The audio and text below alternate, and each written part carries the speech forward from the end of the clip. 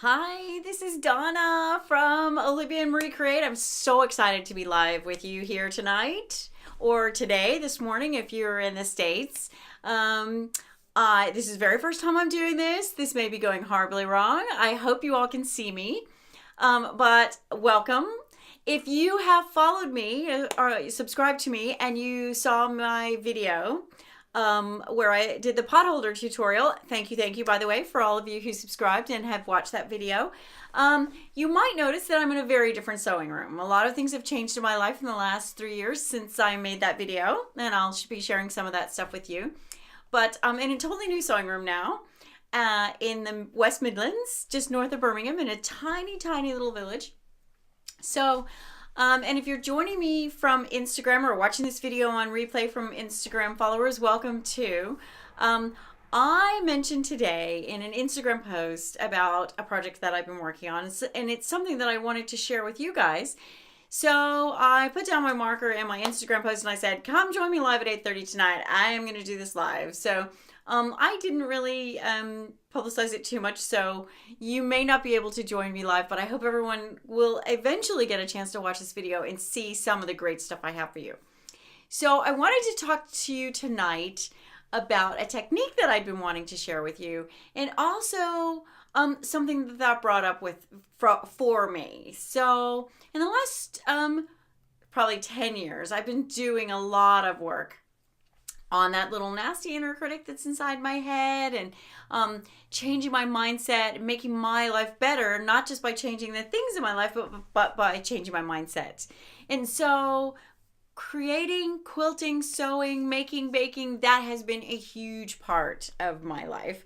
And so I'm at the point now where I really want to share all of that, the mindset stuff, with you guys.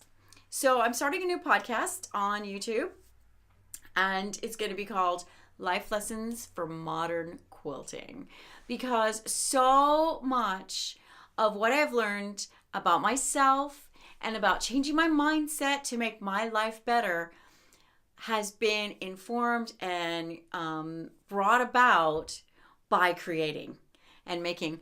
Oh, hey, there's at least one of us is one person watching. So anyway, I really want to share that with you. And so where this comes from is, a lot of times when I'm creating, I get into creative flow, which is very, get rid of all that negative chatter in my head. And I get very, it's kind of like meditation. It's actually like moving meditation, and it's really useful. And I start to think about different things. And so the thing that I was working on this week is a technique that I've been wanting to share with you. It's about how to make what I love to call Franken batting. Okay, it's kind of like Frankenstein batting, or wadding if you're from England. So you can't, it's really hard to show white, and I apologize. But this is wadding. You know, if you're a quilter, you know that this is wadding that goes in between the quilt. Or if you've made the potholder, in between the potholder. Can you see the stitches on this piece of wadding? So you can see basically that I have taken some very, very teensy tiny pieces of wadding or batting that I had and stitched them together. And it's a really simple thing to do. I don't know about you, but I have so many leftover bits of wadding. Every time I make a quilt, you know what they always say, 4 inches. You have 4 inches extra on the side. I got a stack of them over here. So there's a whole bunch on the side. Now I have to admit, I kind of cheat. I don't usually do a whole 4 inches on the side, because the kind of quilting that I do, my quilts don't shrink that much. And I know that now from experience. So anyway, so I've got all these bits on the side that I cut off, and they're left over, and they're lying around my sewing room. And you know what? I really hate to waste stuff. I save all that kind of stuff. So I had this big bag of bits of wadding, and I started using them for the, those are perfect if you're going to make a little pot holder. You know, I can just take a bunch of little teensy bits like I did in this one and sew them together, and I can use it for a pot holder. But now I've been doing this for so long, I've got a bunch of bigger bits. And so I decided to sew them together to make a little impromptu design wall. Now you can see my design wall back here. It's huge, and it's a proper, it was really a little bit more complicated to make. It's got foam, it's foam insulation board. It's covered, I bought yardage of wadding, and I covered it with this because this is something I use every day. I love it, and I love this quilt that I'm working on, but the progress is very slow, and it's taken up my whole design wall. And I've recently been doing the Gypsy Wife Quilt Along 2019, and I am really enjoying it, even though it's not improvisational and it's very, very precise. I'm really upping my skills. But I'm having trouble picturing where the blocks are going to be. I really work visually with a design wall much better. And that's kind of important for this quilt because I'm using such weird and wonderful different fabrics. I want to make sure that there's enough balance amongst the different fabrics. So I decided, I know what, I'm going to take all these extra bits of batting because I have so much of it now. I can make a design wall, an impromptu design wall. And I'm going to show you what I made. If I can find the little button here. There we go. So here's my tiny little sewing room. Now, unfortunately, I can't turn it so that you can see, but I made this whole wall, which is about 5 feet wide, 59 inches, something like that. Covered this whole wall, and it actually, you might be able to tell. I'm not sure if you can tell over there. Hold on, sorry, I'm having to hold it. Over here on the side here, it actually goes onto the side wall there about 4 or 5 inches. So I'm gonna actually cut that off and add that to something else to make it bigger. And you can see my Gypsy Wife quilt blocks over there. But so this is really easy to do, very, very simple. All you need to do is get all your pieces together and you just puzzle it together. But now the really easy bit about this is you don't have to do a seam like we normally do. You don't have to overlap them. You just have to do a zigzag. And it's really, really simple. And if you're watching this video, I'm not going to demonstrate it now because it's so simple. But if you don't understand what I'm saying and you need me to demonstrate, just drop me a comment and I will be happy to do an actual live video because I'm going to start doing a live video every single day. So in the next few days, if somebody says, hey, or and then however long it takes, if somebody says, hey, I didn't quite understand how that worked, will you show me? I will definitely show you. But all you need to do is hold the two pieces of batting right next to one another. You don't have to overlap them. In fact, you don't want to overlap them. So you hold them next to each other like that underneath the sewing machine and put a zigzag stitch, a big zigzag stitch. Now I make my zigzag stitch about 6.5 millimeters, I think. Anyway, just turn the number to 6.5. I don't know if it's millimeters or what. Turn the number to 6.5, get your zigzag. I also make it so I make it wide and I make it long, 6.5 millimeters. Thank you, Alan. I also make the stitch longer as well. Now you want to experiment with this a little bit because you've got lots of little bits. If you're like me, I know you've got lots of little bits. And I would go over there and grab my pile and show you, but it's too tricky to get over there with the lights and everything. But you want to experiment with it a little bit because if it's too tight, if the stitches are not elongated or long enough or wide enough, everyone can see your comments, Alan, by the way. Everyone will be able to see your comments. Anyway, if it's too tight, then it won't look like this. It will be sort of wavy. So you want to make it as flat as possible. So you want to experiment with your. It depends on your machine. I turn down the pressure on mine as well. Anyway, it's so very, very simple to do. It's like a puzzle, and it's similar to this puzzle that I'm putting together over here, but it's even easier because I don't have to worry about which fabric matches which fabric. I just need to get the shapes, and I work with odd shapes and everything in the puzzle as well. So what did this make me think of? You can see the title of this video is The Fabric of Your Life, which I know is very cheesy. Sorry, I just couldn't resist. And it's about how the small bits make up the whole. Here's the thing that I thought of when I was making this design wall and sewing all these little bits together. I could not believe how big a piece I could make out of so many tiny little bits. And then I started to think about my life and how I've actually had quite a fairly long life at this point, and how my life is made up of so many tiny little bits in the moment, right? It's tiny little moments, day after day after day. When we look at our lives, we're always thinking that it's only the big things that count, right? It's only the big gestures that we do. And if there's something we want to change about our life, we have to do something big.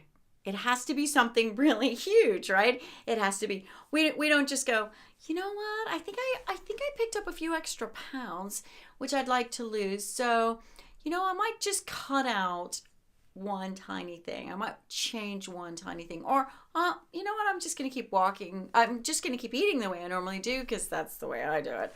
But I'm going to walk. I'm going to start walking. We don't do that. We kind of go, okay, I need to do something really big. I need to, cut down, half of my calories every day. And I need to start exercising for an hour every single day. And, we try to do really big things. But actually, and a lot of times we fail at that, big things, because they're too hard. It's too much. It's too big a change. So what I'm here to say to you is, it's the small things that really make up our life, and the small things that help us make a change. Yeah. So I'm kind of mixing up two ideas, I guess. Sorry about that, but there's two ideas. The small, when I look back on my life, when I look back on all the places that I've lived, because I've lived in 7 countries, and I look back on all the places that I lived, and I've looked back on all the things that I have done. What I remember most is the small moments.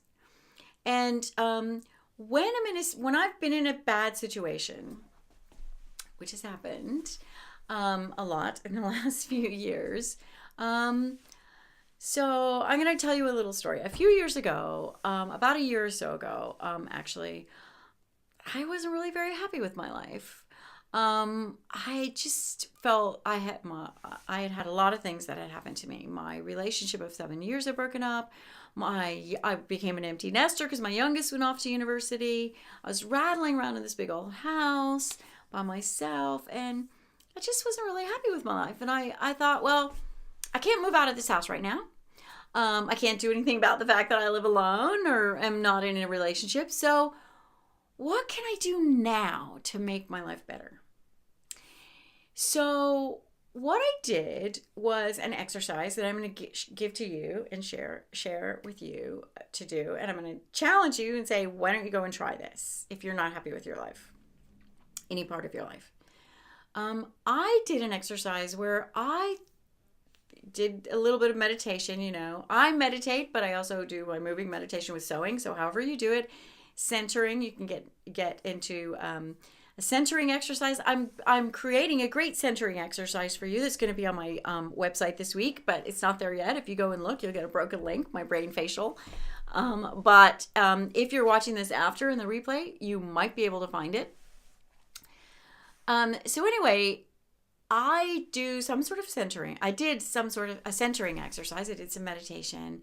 And then I started to think about, not think really, but feel and imagine, what would my ideal perfect life look like? Now, I imagined like a huge sewing room. I don't have a huge sewing room, but that's okay. I did move house, but I got a smaller sewing room, but that's okay. That's coming. But I imagined other things as well. I started to think about, what are the things that my life would be full of? And one of the things was dancing, right? Okay. I love to dance. It makes me happy. It makes me smile. It makes me laugh out loud. But I thought, how can I dance? I don't have time. I can't really, I don't have time to go to a class or the money to go to a class, and I don't have a partner. So, what can I do? And I was thinking, oh, and that kind of made me feel lonely as well because my ex-partner, we used to dance in the kitchen. And so I thought, what can I do? How can I get this thing now, right now? How can I make my life better and make my life happier right now? And so one little thing that I used to do, and I know it's going to sound really cheesy, but it made me feel better, was I used to dance in the kitchen by myself in the evening when I was cooking dinner for myself, or in the daytime when I was making lunch, or in the morning when I was having breakfast. I put on classic rock radio station and I boogie down. I know it's lame, like I said, but look, that's just my cheesy thing that makes me happy. And there were other things in there too. There were things like spending time with friends, and I started to reach out to some people that I knew that I had sort of fallen away from because I'd been so involved in being a mom and in a relationship and everything. And so I started to devote some time to that. And there were other things as well. Teaching was one of the things that came up for me. And so that's when I started looking at trying to create more videos for you. And trying to do some blog posts, but I got sort of bogged down in life and I got bogged down in tech. And so that's why I'm trying to fix that now, because these are all the things that made up what I consider to be the ideal fabric of my life. So what I'm saying to you is, if you're not happy with your life, do this exercise. And first of all, take a big picture. Think about what are the big areas of your life that would if you had those things, and it was different in that way, what would make them better? What would make your life better? What would make you feel happier? And then don't look at those things and don't look at it and go, okay, dancing. Okay. To be happy. For example, if I had said, to be happy, I have to have dancing in my life, and that means I have to go find a dancing class, and then I have to get a partner, and then I have got to get the shoes that match, and you got to get the cute skirt, or whatever that is, and then you just kind of think, oh crap, and then I have to drive an hour away, or get the train, it's too far, and then you just get kind of stuck in the overwhelm, and it becomes too much, or you just can't fit it into your life. So start small. Like really, really small. Like dance in your kitchen to the radio for 5 minutes every night, and you would be surprised how those small moments will change how you feel about your life and how you feel on a day-to-day basis. Right? So I have to tell you, I have had some really tough times in the last few years, and they're not necessarily done yet. But I'm not sitting in my room feeling really sorry for myself. And it's not making me feel like my life is a failure or a mess. Because I know deep in my soul that what really counts is inside me. So, anyway, I suppose this is probably a little bit deeper than you expect from my YouTube channel, because I haven't really done this kind of thing before, but I am really keen to share with you some of the things that I have learned, and I hope you enjoy it. So please, before you go, if you're watching this on replay, I'm hoping you will, because we only have one live listener, but I'm going to take on a challenge for myself to do a live video for you every day for the next 30 days. So there's going to be a lot of these videos. I hope some of them, I'll have some of you showing up. But if not, and I hope you watch it on the replay, whether you're live or on the replay, please make sure you drop a comment below and tell me, what is the fabric of your life like? What is the one thing that you would change? And what step are you going to take? What teeny, weeny, tiny little step towards making that happen and making your life happier and your days, and filling your days with happy moments. Okay, so please leave me a comment and I'll see you soon. Bye.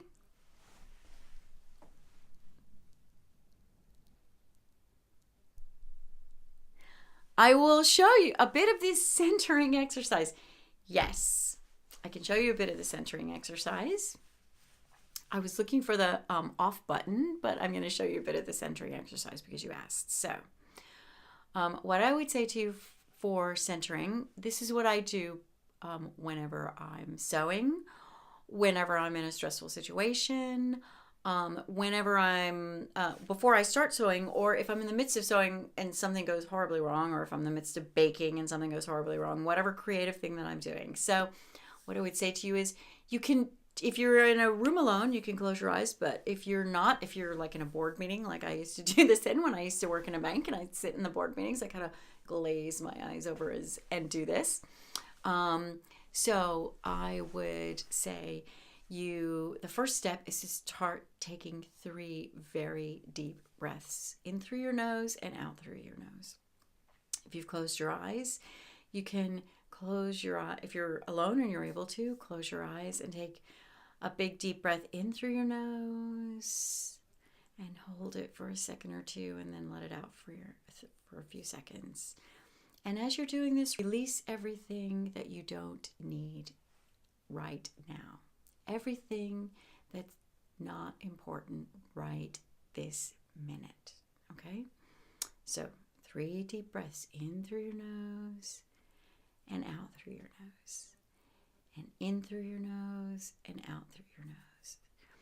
And so you're trying to clear all of those thoughts, all of those negative thoughts away. You're trying to clear all that mental chatter that's going on about everything you have to do or how you do it or this isn't working. So you're trying to clear away all those. So deep breaths in and out just to get you started. And then once you've started, you can just relax into your breath and don't do any sort of special breathing. Just notice your breath. And then you want to do a check-in with your body. And start to notice start from the top of your body and go all the way down and start to notice how the different parts of your body are feeling. And focus on each part very briefly and notice where there's tension, like in your jaw. I also have tension in my jaw and you can kind of relax it a little bit. Your shoulders, we all carry so much tension in our shoulders, arms, in your body, all the way down to your toes and just notice all the way down, go slowly. And then just keep noticing your breath. And as you're doing all of this, I normally have my eyes closed and I focus on the inside, on this space right here in between. And if a thought comes up, don't stress too much about it. If thoughts will still come into your brain, you can't stop them.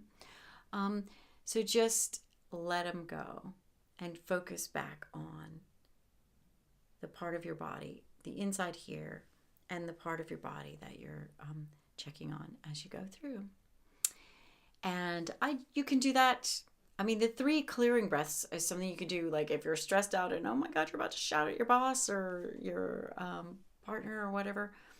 And that will make life better if you just stop and take 3 deep breaths. But you can check in with yourself and just sort of breathe and notice your breathing.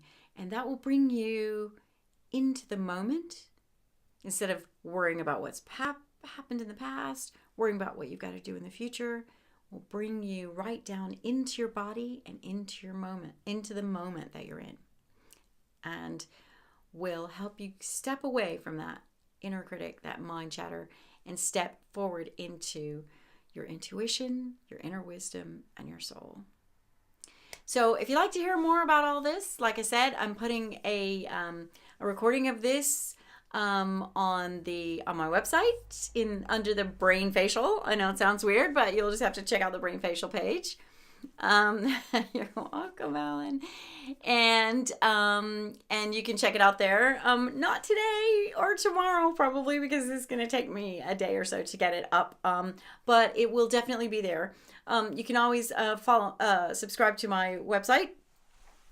Or and you will get an email from me when I get the Brain Facial live. Or you can subscribe to me on YouTube and be sure to hit the bell so you get a notification every time I go live, which I'm going to start doing every day. Remember, you're going to hold me to this, okay? All right.